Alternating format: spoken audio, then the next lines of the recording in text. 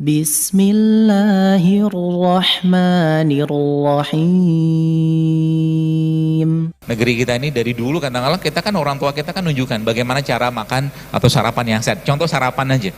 Ya, mereka makan tepung, teman tepungnya kan dari ubi. Ubinya direbus gitu kan, nggak digoreng karena susah minyak goreng dulu kan.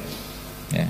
Akhirnya tepung dimakan tetap sehat karena bukan jenis tepung seperti tepung terigu gitu kan. Mereka makan karbo juga, tapi bukan karbo kayak kita zaman sekarang dari tepung-tepungan kayak begitu. Jadi sebenarnya kenapa terjadi fenomena masalah di pencernaan saat ini, karena memang yang masuk itu sudah bukan lagi sesuatu yang dibutuhkan badan gitu loh. Lebih banyak karena rasa ya.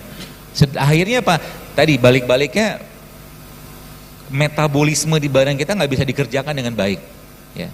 Jadi sebenarnya kalau boleh saya bilang ya, Indonesia ini kalau kita kembali ke dua hal ini aja, kita kembali ke dua hal ini, dia tiap hari Bapak Ibu badannya ada kemasukan ini, itu insya Allah kan jauh lebih baik badannya, perutnya akan baik ya. Di luar tadi katakanlah masalah di pencernaan tadi ya, yaitu apa, kayak kemarin saya share gitu kan, ada ibu-ibu ya Masya Allah ya, judulnya tuh mungkin pengen nyoba-nyoba gitu kan, ngobatin tiroidnya, tapi subhanallah dia ngobatin tiroid dan minum ramuan sederhana dia bikin di rumah, modal cuman kunyit, serai sama jeruk nipis gitu kan, sejak lebaran tahun lalu ya. Akhirnya dia minum dan dia sudah kena tiroid sejak 3 tahun yang lalu gitu kan.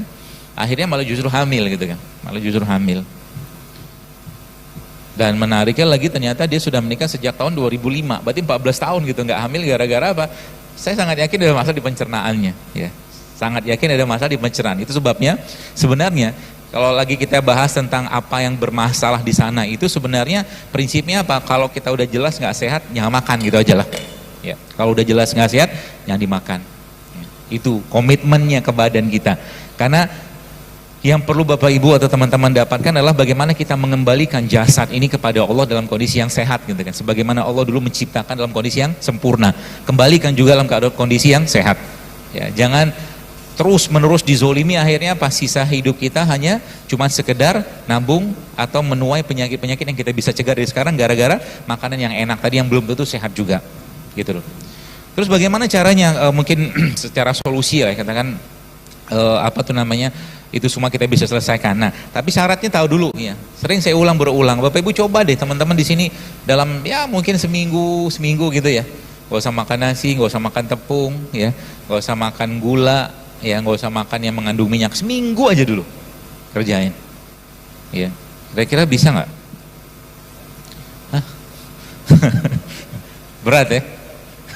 Berat sekalian, emang berat, tapi kalau udah kebentuk kebiasaannya nanti Anda bisa, sebenarnya bisa banyak pilihan sih, tapi karena memang kenapa saya sering sampaikan itu berulang-ulang, karena memang sebagian besar yang bikin masalah itu di 4 hal tadi itu.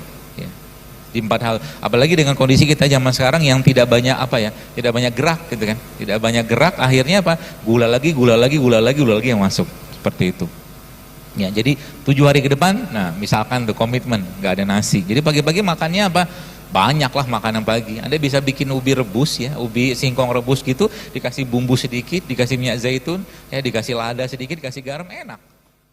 Allahu Akbar.